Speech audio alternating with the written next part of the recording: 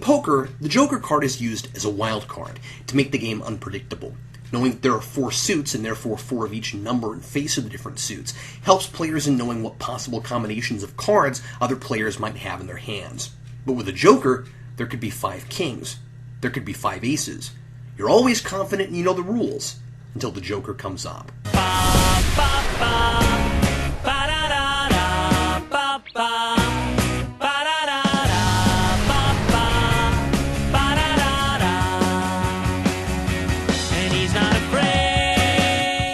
Spoiler warning, the following is an in-depth analysis. If you haven't seen this film, you might want to before watching this review.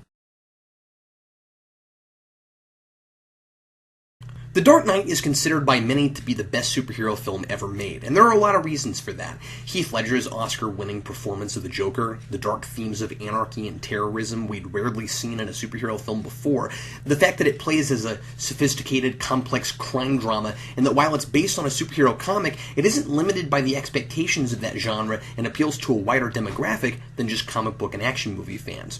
A lot of why it's so well received by so many people seems to be because, in a way, it doesn't feel like a superhero movie at all, though that, of course, isn't wholly true, and I'll delve into that idea at length in a moment.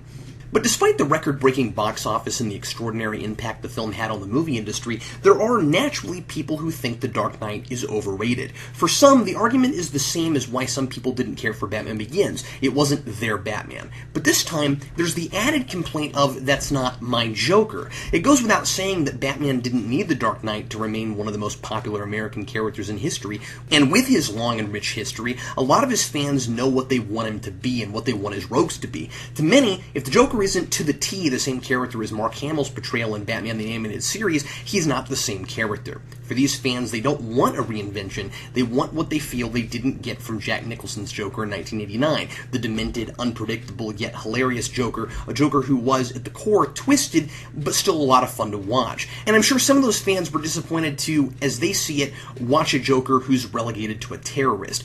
The most resounding complaint, as far as I can tell, is that the political allegory and social commentary is too heavy-handed to enjoy The Dark Knight as a Batman movie. That, sure, you'll want something that's more than just the two-dimensional good guy and the two-dimensional bad guy hitting each other until the good guy inevitably wins, as Tim Burton's Batman is so often criticized of now. But the gripe against The Dark Knight is that it spends so much time talking about things, the characters get lost in a thick cloud of philosophical debate. In other words, and I don't want to put words in anybody's mouths, but for at least some of the people who don't care for it, the argument seems to be that it isn't enough of a superhero movie.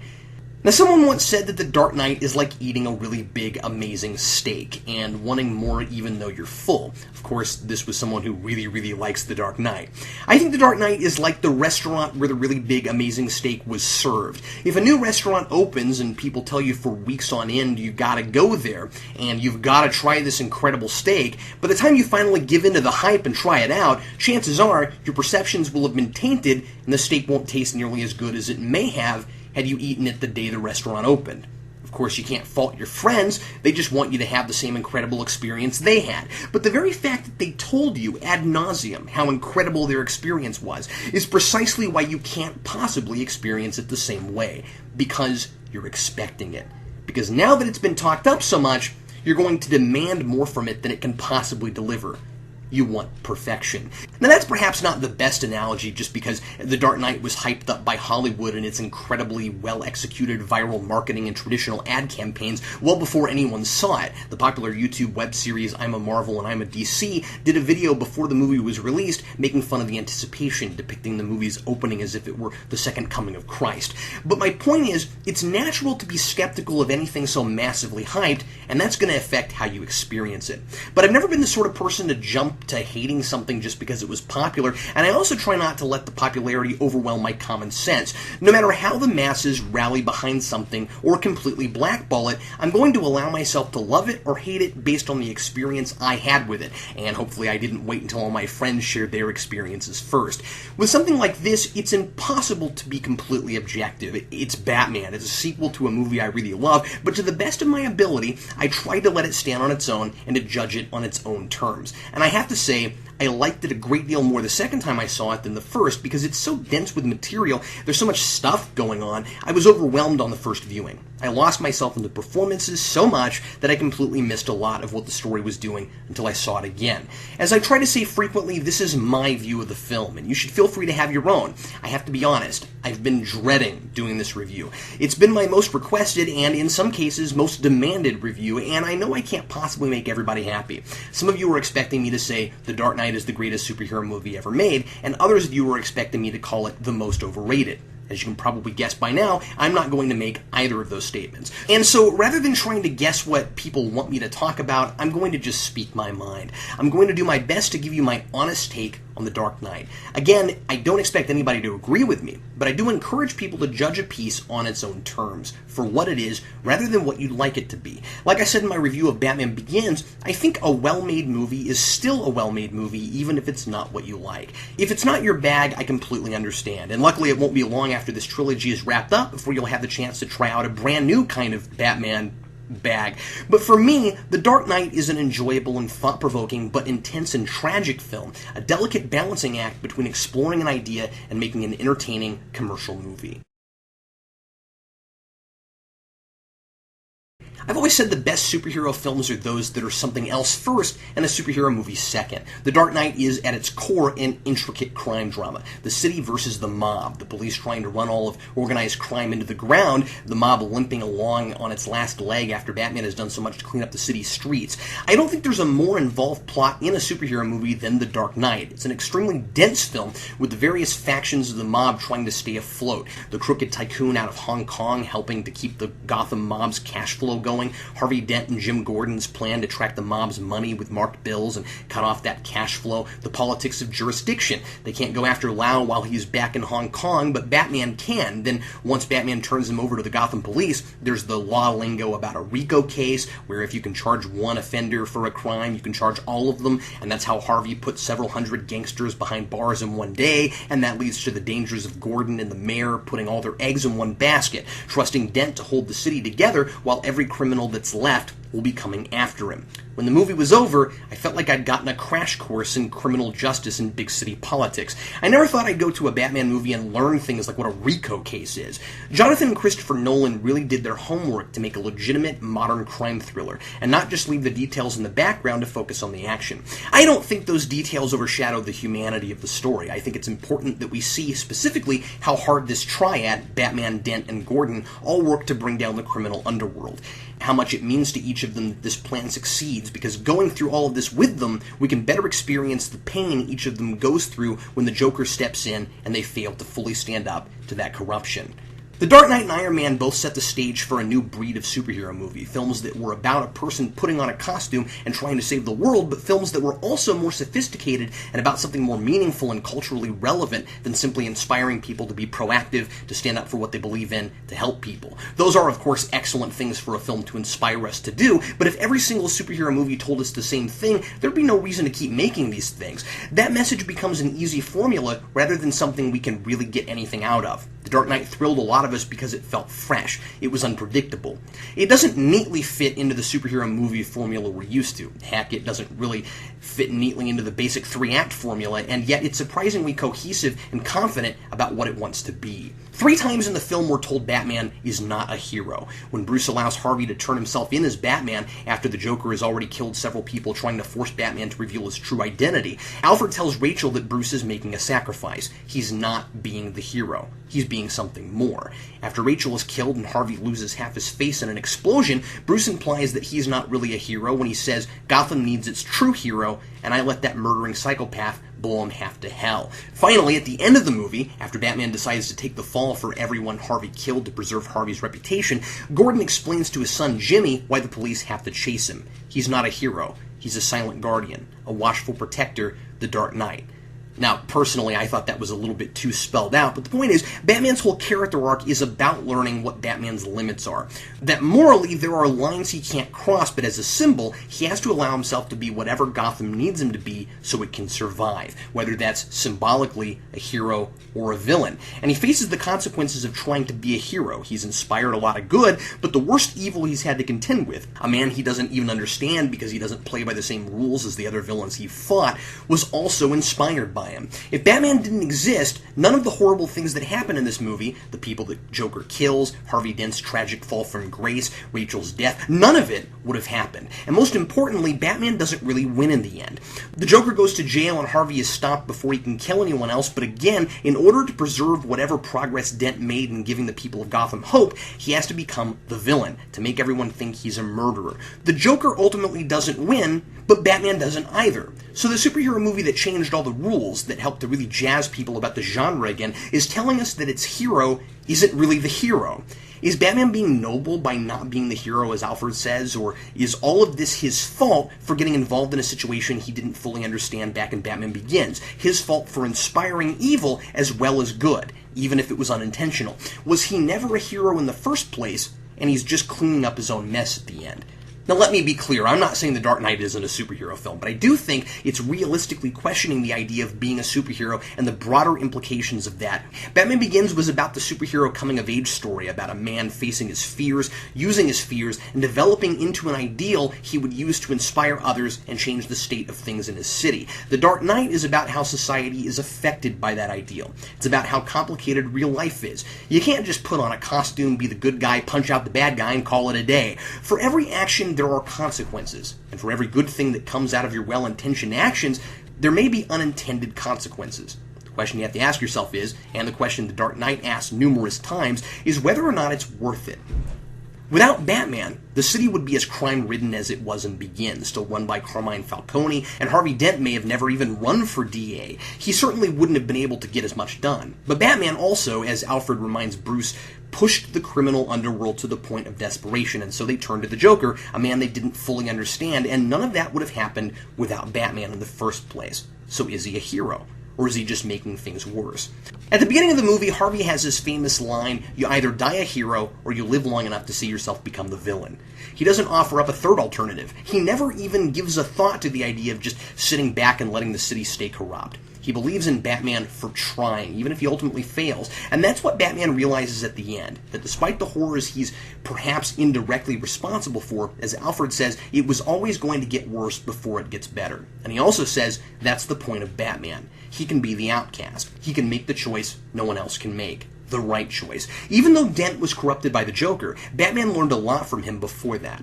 Dent was willing to be what he needed to be to get the job done. Earlier, he allowed himself to be outed as Batman so the Joker would come out and Batman could catch him. So Batman echoes his line at the end, you either die a hero or you live long enough to see yourself become the villain. And he does the same thing for his friend that he did earlier for him. He takes the fall, he lies for the greater good. Now, if you agree with Alfred, then Batman can't be held responsible for the bad that comes out of the good things he does. That's that idea of escalation Gordon was talking about at the end of Begins. If you fight evil, it's going to fight back, and harder. So all Batman can do is be what he needs to be, when he needs to be it.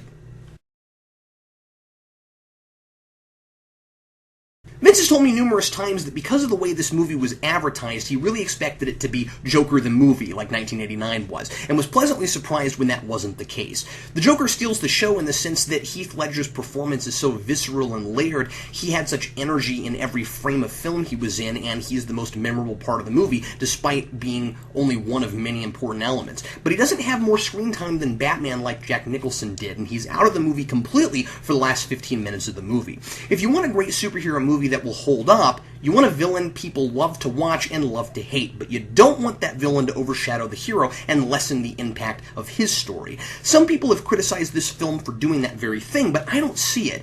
Batman has a very clear character arc, and it's masterfully crafted to center around what the Joker is doing. The Joker himself is not the central character. In fact, he's not even a fully developed character. He's designed to challenge Batman's philosophy to try to force him to break his one rule. Though extremely fascinating in his philosophy, the Joker isn't really a character so much as a force of nature. Like an unstoppable brush fire, you can't predict what he'll do. You don't know where he's going to go and what he's going to destroy next. He's certainly not a sympathetic villain in the classic sense because we can't relate to him. We know what he wants, but only because he tells us. He says the only sensible way to live in this world is without rules. He believes civilization is just a facade and that everyone in society is living a lie, or a bad joke as he calls it. We're all in denial because we're too comfortable. As long as we have security, it's easy to act like we understand human nature. The Joker tells Harvey in the hospital room, nobody panics as long as everything goes according to plan. And so he messes up those plans to show people what they really are at the core, that they're just animals pretending there's something more.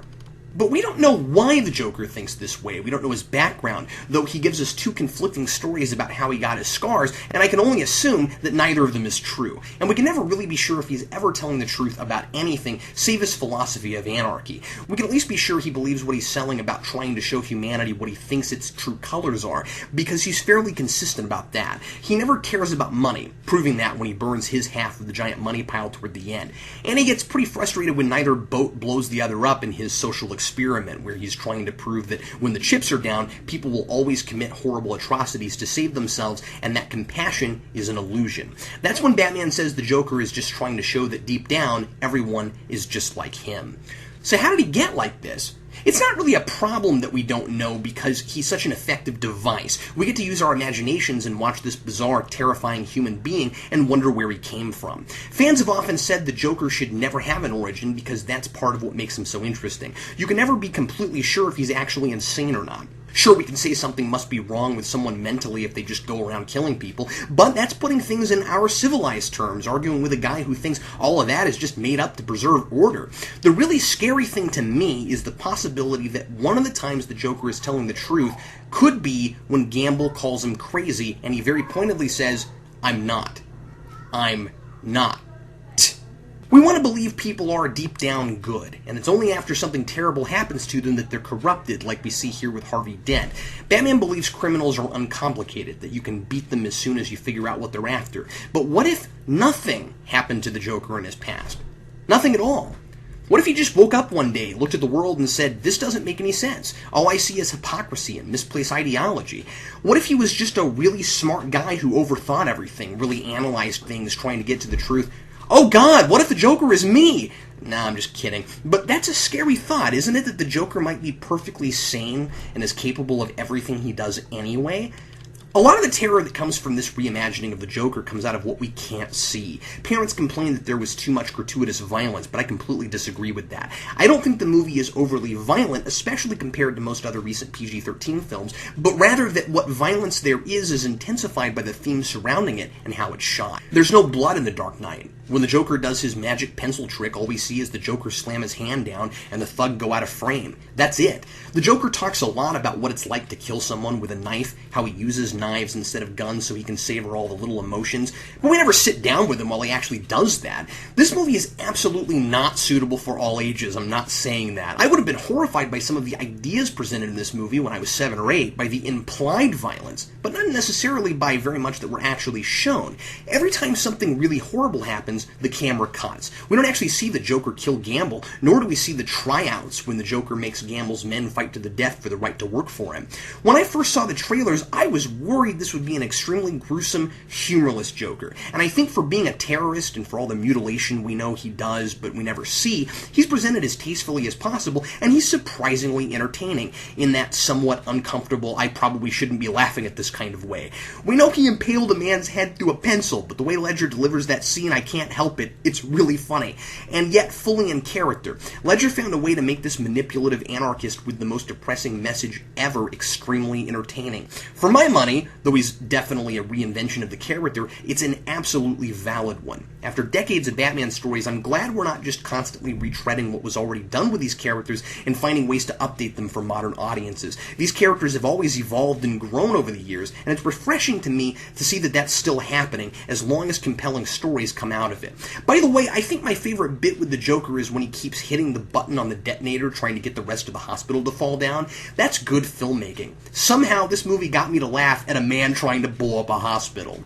I'm a sucker for the villain who's a mirror for the hero, and this movie nails that. If Batman Begins is about finding a way to use fear to inspire people, to show them they can turn a positive into a negative, The Dark Knight is about a monster who uses fear to show people the opposite, that there is only the negative and everything else is an illusion. When I reviewed the animated movie Batman Under the Red Hood, I said that Jason Todd had become a perversion of Batman, a twisted mix of Batman and the Joker. Here, the Joker himself is the perversion of Batman. He was inspired by Batman to put on a costume and spread his message too. Like Batman, he goes completely outside of society and tries to change things. Though their philosophies are different, Joker seems to have some respect for Batman because he thinks outside the box. He's a nonconformist, just like the Joker. But the problem for the Joker is that Batman is changing things, and having inspired Harvey Dent, he's leading Gotham into more of an orderly place, and Joker hates order. So he tries to corrupt Batman, showing him that he's really no different from anyone else, and that he too can be pushed to break his moral code, to go against his own rules. And at the end, when he hasn't managed to force Batman to kill him or anyone else, he says, "This is what happens when an unstoppable force meets an immovable object." And he says they're destined to do this forever. I love that scene, not just because of the giddy Batman fan inside me that says, "Yay, that's how it's supposed to be," but also because these two are truly opposites. They almost literally repel each other. One can't kill the other. It's obvious why Batman won't kill him, because he can't kill anyone if he's to prove the Joker wrong. And the Joker says he won't kill Batman, quote, "because you're just too much fun." And I think it's because he's too fascinated by Batman. In the comics, the Joker likes the challenge that Batman brings, but the challenge there is in trying to make Batman insane, to make him like the Joker. The same is true here, except it's less about making Batman insane, though I guess that's pretty much what he did to Harvey, and more about trying to fit him into his philosophy. If he can corrupt Batman, the incorruptible, then he knows he's right. Remember that the Joker winning this argument is more important to him than anything. After all, he tried to get Batman to hit him in the street on the Batpod. He just wants Batman to kill someone, even if it's him. The Joker says he's not a planner or a schemer, and of course he clearly is. He has a pretty elaborate trap set up to get Harvey and Rachel and put Batman in a situation where he can only save one of them, the sadistic choice. And you've got to wonder how he can be sure anyone will be where he needs them to be when he sets these plans up. How did he know Batman would be at the police station to interrogate him, for instance? And yet he doesn't seem to have everything planned out to the very end. Like I said earlier, there are a number of places where he seems perfectly happy to die to prove his point, like when Two-Face flips a coin to decide whether he should live or die. Joker says, "Now we're talking." He wants chaos, and he says that's fair. Random chance should decide his fate. He let Harvey hold that gun to his head. He couldn't possibly have known if he was going to make it out of that room alive, so who knows if he was already planning the scenario with the two boats. But while I have a hard time buying he could make sure his plan with Rachel and Dent hooked up to the oil drums would go off without a hitch, I'm actually okay with this one because of what Joker says to Batman at the end. "Did you really think I would risk losing the battle for Gotham's soul in a fist fight with you? You need an ace in the hole, and mine's Harvey." It wouldn't have mattered if he died in the hospital room or not. Getting Harvey to try to get him at all gave him the little push, Joker explains to Batman. "I took Gotham's White Knight, and I brought him down to our level." I don't think the Joker had any idea, of course, that Dent's face would get scarred, or even half of the other things that happened due to his plans. I'm not even sure he knew if he'd survived the bank heist at the beginning. One of his men could easily have shot him, and he put himself in the exact situation they were in just to see if they would do what he thought they would. I kind of see the Joker in this as the host of a really demented reality TV show where he socially experiments on people and tries to push them to their limits to see how they'll react and what kind of drama unfolds, except instead of making them go on little sleep and having lots of alcohol around, he gives them twisted, impossible choices and murders them instead of voting them off the show.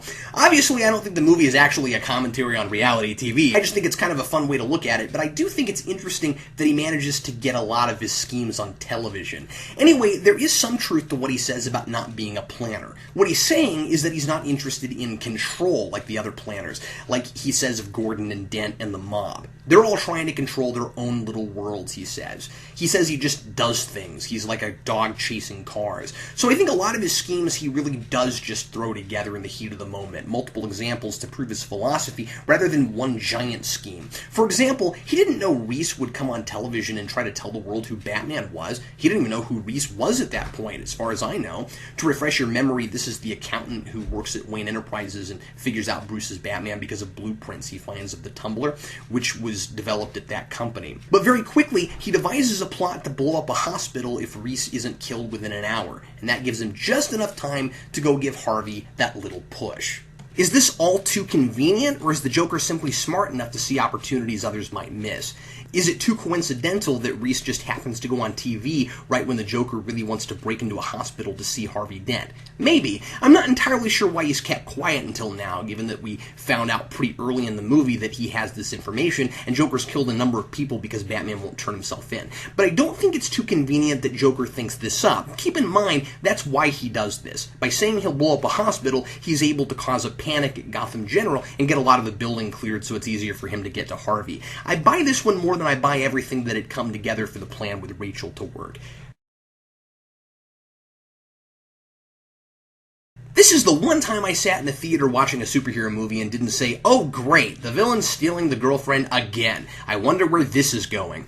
It's really unusual that the love interest isn't used to lure the hero anywhere. The Joker is actually with Batman when he reveals this to him. She's also not used entirely just because she's Batman's love interest either. Joker finds this interesting and he likes that it makes the personal stakes a lot higher for Batman, but Rachel is also, of course, Harvey Dent's girlfriend. Then again, there are a lot of unusual things about the love interest in this movie. First of all, she's the same love interest from the first movie, the first time that's ever been done with Batman in the cinema. He had a different girlfriend every movie in the original franchise. Secondly, she's not just there for the ladies in the audience or to give Bruce the added headache of having to keep his identity secret, since she already knows about that from the first movie. And she's not just here to be kidnapped.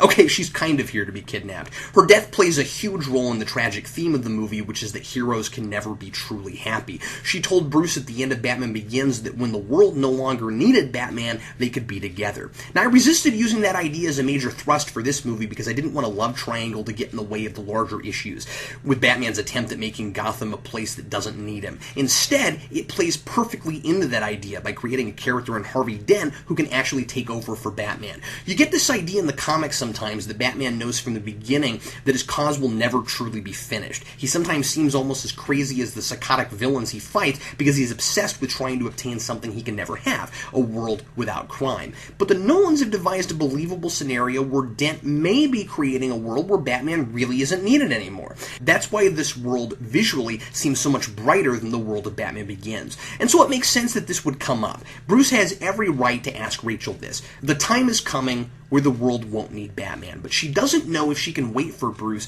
because she's fallen in love with the hero that is making Gotham a place that doesn't need Batman. The man Bruce later tells Alfred after Rachel has died is Gotham's true hero. Bruce calls him a hero with a face. And so this is actually an extraordinarily well-crafted love triangle. It isn't just Bruce versus some random guy, and it's not just there for forced drama. It has everything to do with the main themes of the movie and makes it personal for everyone involved. I actually think the love triangle helps a lot in keeping the big, heavy social and political and philosophical ideas from keeping these characters seeming real and relegating them to archetypes. And this is coming from a guy who usually hates love triangles. And so unbeknownst to Bruce, Rachel chooses to marry Harvey Dent, and I can't blame her. Though he's jealous of Harvey's relationship with Rachel, he says when he first meets Harvey and sees how committed he is to true justice, quoting his campaign slogan, "I believe in Harvey Dent." He throws him a fundraiser and decides he might soon quit being Batman because he believes so completely in Harvey Dent.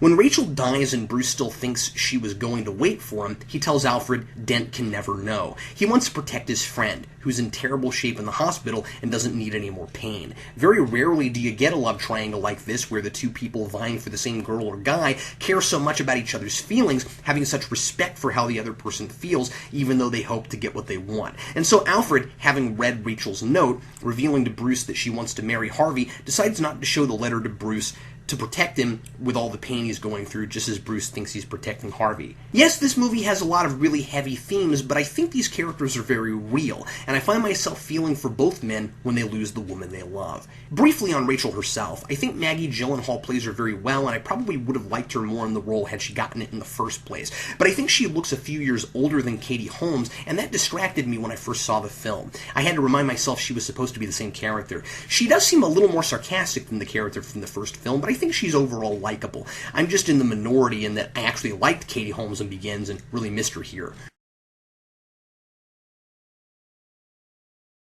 Some folks Folks have complained that there is so much going on in this movie, Batman gets lost in the plot. I felt that way the first couple times I saw it too, and I think that's partially because of my expectations. Batman Begins was a character study of who Bruce Wayne is and who he's developing Batman to be. It's also interesting that that film had Batman in the title, and this one doesn't. Sure, The Dark Knight is a descriptor of Batman, but he's not the film's only protagonist as he was in Batman Begins. It's about the events that lead to Batman becoming the Dark Knight, the symbol that can be whatever Gotham needs him to be. And by the way, I'm not going to say that I like one film over the other because they're two very different things, and I think they both are very effective at what they're doing. Batman has a clear story arc here. He tells Alfred early on, Batman has no limits, and he spends the film learning what those limits are. In the first film, he becomes a symbol, and in this film, he learns what he can do with that, how to be Batman and Bruce Wayne, a man with human limitations. We may not see him spelling out his feelings as often as we did in Begins, but that's because A, there are other character arcs the movie has to focus on, and B, the Joker doesn't give him time to feel, like after Rachel dies.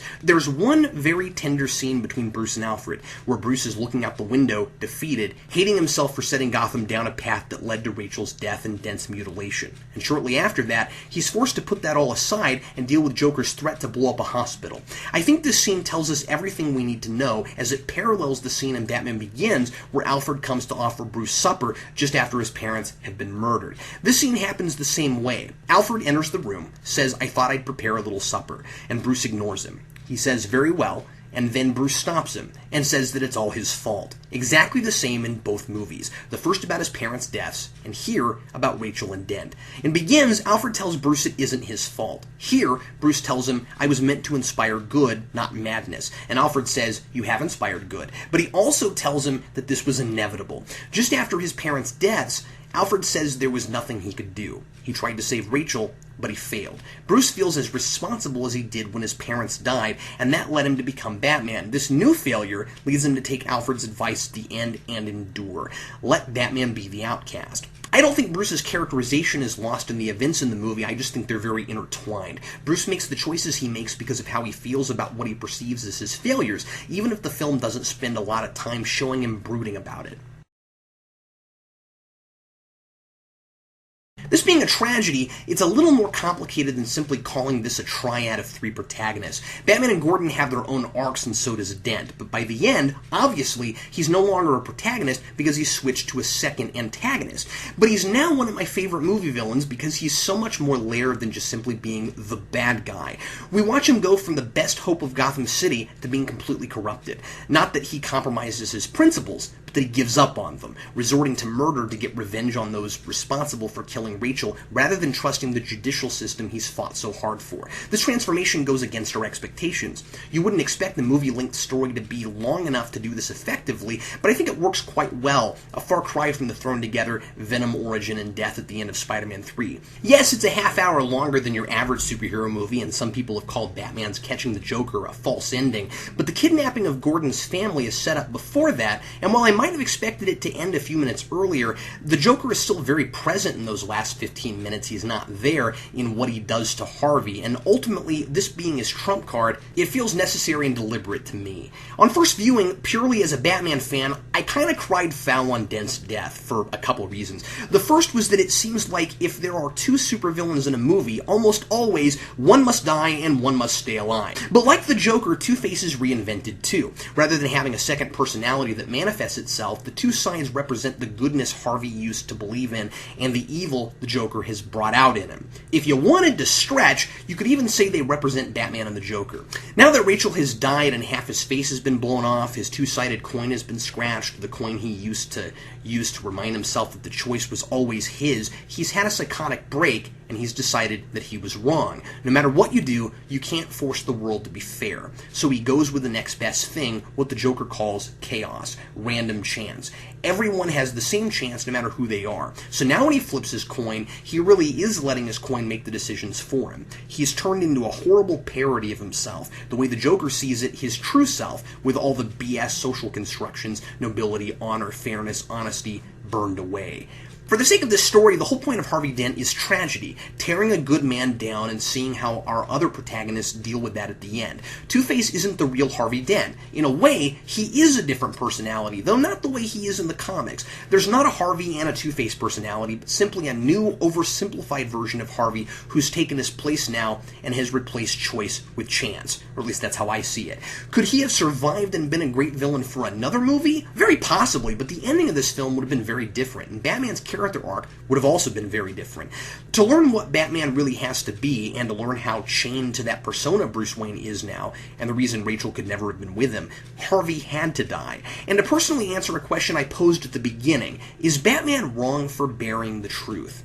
I actually condone this. Not because I think the ends justify the means, but because I think Harvey went insane and that at the end, he's not completely responsible for his actions. Now, you might interpret this differently, but I think the real Harvey died when Rachel died, and Two-Face was born out of the ashes. The Joker didn't reveal the real Harvey, he created a monster with what was left over. I think it's really interesting the order Two-Face chooses to punish the Triad at the end. Pointing his gun at Gordon's son, Gordon who he holds responsible for Rachel's death because it was his corrupt cops who worked for the Joker, Batman tells him to point the gun at those truly responsible. Harvey says, fair enough, and he flips his coin on Batman. It comes down tails, so he shoots Batman. And then, interestingly, he points the gun at himself. The coin comes up heads. Convenient, sure, but the suspense of Harvey maybe shooting Gordon's son, which is a truly intense scene, would have been lost, obviously, if he shot himself in the head. Then, he points the gun back at Jimmy, instead of Gordon, because he thinks Gordon deserves not to die, but to lose the family member most important to him, as he feels he did. And then Batman leaps at him, takes him down several feet, and he's killed. So why this order? He tells Batman, you thought we could be decent men in an indecent time. He blames Batman for inspiring him in the first place now. He now believes the Joker was right, and that Batman was just fighting against the inevitable, and that led to Rachel's death. He's next because he allowed himself to be an idealist and to be, as he now sees it, corrupted by Batman. And finally, he blames Gordon for not standing up against corruption. Now he doesn't believe you can stand up against corruption, so this might seem like a contradiction, but logically, if Gordon had refused to use those men, Rachel would never have died. If Dent were in his right mind, he might blame Gordon first. He's the one out of all of them that actually did the most wrong, because he worked with men he knew weren't on the level. He aims his gun at Gordon's son, so he'll feel what Harvey felt when Rachel died. The only reason he shoots Batman directly, of course, is because he doesn't know who is behind the mask, and therefore who he cares the most about. And I really feel bad for Gordon, who makes compromises he has to make in working with bad cops, puts all his faith in Dent, is really partially to blame for what happens to Dent, and finds himself having to tell his son it's going to be okay when the man who he thought would save Gotham is about to shoot him.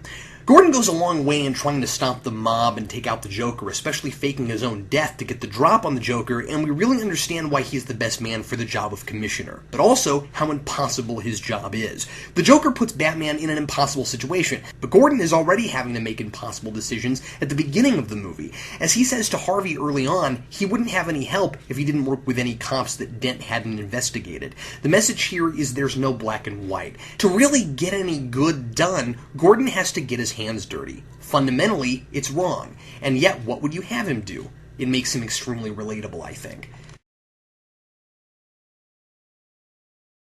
There are two story points that I've racked my brain about and just simply don't understand. Having seen the movie a number of times and having talked to friends who don't get these scenes either, I think it's definitely a problem that what they're getting at isn't more straightforward. But if you figured out what I'm missing, please leave a comment.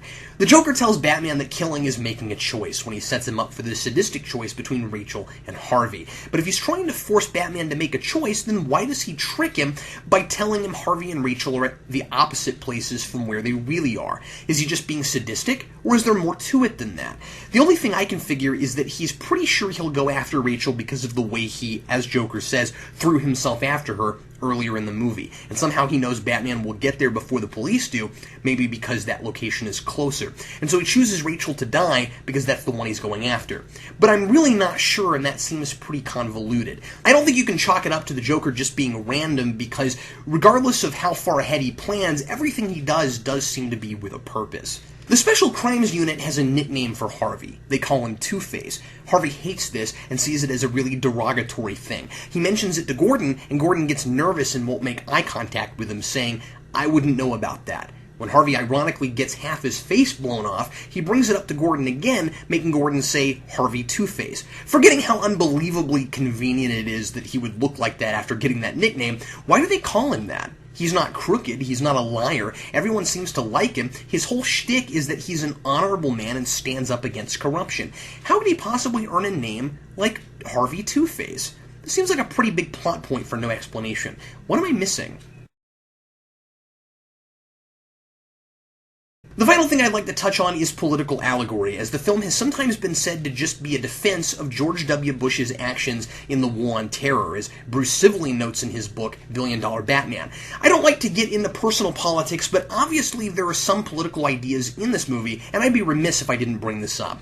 Now, the argument is that Batman goes over the line a number of times in the movie, but justifiably so because he's trying to stop a terrorist, taking up for Bush's policies on wiretapping and torture, and that the Joker represents bin Laden because they're both terrorists. And I think these real-world events absolutely inform the film, but I don't think the movie is defending or condemning Bush specifically. First of all, saying that the Joker is bin Laden is a stretch, given that their motivations are so different. Bin Laden was a religious terrorist who thought the United States policies and ideals were immoral and sacrilegious. The Joker is an anarchist. Those are really different. But I would also say that you couldn't have this movie without 9/11. Fiction often looks to the real world to cast its villains. In the 1940s, the closest thing we had to supervillains was Nazis, and now we have terrorists. And if you're going to fight a terrorist whose rules are different from yours, and who, as in the case of the Joker, may not have rules at all, you have to decide how far you're going to go to stop him. What this alleged allegory forgets is that Batman isn't the only protagonist, and he's not the only guy trying to stop the Joker. If Batman is supposed to be Bush, then who is Harvey Dent? Who is Jim Gordon? Batman is a vigilante who works sometimes with the law, but also outside the law. Those who think the movie is taking up for Bush must think that when Batman takes the fall for Dent at the end, he's taking all the hate the American government gave him for his policies, but that he has to endure that because it was the right thing to do. Interestingly, there are others on the other side who also think the movie is a Bush allegory, but actually think it's anti-Bush because of this ending, that he's getting what he deserves. I guess it all depends on whether you see what Batman does at the end as a heroic sacrifice or penance for his sins. But again, I really don't subscribe to any of this. I think there's absolutely some political commentary going on in that Batman has to make the kinds of choices our leaders have had to make, and he would, but I think it does leave it up to us to decide whether he's right, as evidenced by the fact that different people making the argument that it's a Bush allegory have differences of opinion as to whose side it's on. Perhaps this whole argument really comes out of one scene, and this is the only scene in the theater where I thought, wow, this is a little on the nose politically, and that's when Lucius Fox says he'll tender his resignation if the machine Batman builds to use all the city's cell phones to map Gotham isn't destroyed. Wiretapping was a really big issue in 2008, and I don't think anyone missed that one, but still, it's not about one man, it's about the issue itself. Is it wrong to invade the privacy of an entire city if it catches a madman who's about to blow up 2 huge boats full of people? Yes, it's dealing with a real-world issue, but it's not necessarily commentating on one person. As much as he doesn't agree with it, even Lucius sees that as necessary in the moment. I really wonder if as many people would have made a big deal about the allegory had it not been for how that scene was handled, because it seems to me like unnecessary drama. Batman tells Lucius that only he can use it, after Lucius says it's too much power for one person and tells him to put in his code when he's finished. What he doesn't say is that he's planning to use it only one time, and he's built in a self-destruct so it can never be used again. And of course, I doubt that anybody expected that that's what Bush would do. If Batman had just said that right then, rather than dramatically letting Lucius figure it out later, the excuse being the line Batman has over the self-destruct scene where he says, sometimes people deserve to have their faith restored, this invading people's privacy is wrong message that kind of came out of nowhere to me in the theater might not have seemed so heavy-handed. Now, this is a ridiculously long review, but how much philosophical and social ground there is to cover is a testament, I think, to how great this movie is. I completely understand the complaint that it's too heavy-handed. And perhaps it is. But I think it's a fine line to walk between being cerebral and being a marketable, thrilling entertainment. It's incredible to me that in the same movie that asks all these philosophical questions I've been discussing, there's also an 18-wheeler that's turned end over end at the end of a chase sequence. I've never seen that before, and even better, it was done practically. They actually dropped that trailer on the streets of downtown Chicago. I think it juggles the political elements and the human elements extremely well, keeping our protagonists real and likable while exploring real-world issues. issues, and it's by no means a humorless film. There are plenty of moments of levity in a movie that could have easily been completely stolid. Heath Ledger's posthumous Oscar was absolutely deserved, and I'm in the camp that feels the movie was robbed of a Best Picture nod. Ledger's death was tragic, but an accident, and according to his family, had nothing to do with playing such a disturbing role. I wish we could have seen him play that part again, and we lost one of our finest young actors. This was an incredibly difficult movie to make, and a stuntman was sadly killed while filming one of the chase sequences. But despite the real-life tragedies, some incredible people came together to make a truly memorable modern tragedy. It showed us things we didn't know this genre was capable of, and it made this reviewer think a little differently about how I view the world. Because the scariest thing about The Dark Knight is that the Joker has a point. People can get too comfortable and complacent. They're not ready to make the tough calls, and they don't think they'll ever have to. The most powerful thing about this movie is that it makes us wonder what we would do if we were in these situations. How far would you have to be pushed before you killed a man? What would your vote have been if you were on the ferry trying to decide whether or not to blow up the other boat to save your own? If handed the detonator, what would you do? What do you believe in? And when faced with your own mortality and with the fate of others in your hands, would you still believe in it? I give The Dark Knight a 4 out of 4. Well, you can't have a dream and cut it to fit, but when I saw you, I knew it'd go together, like a wink and a smile.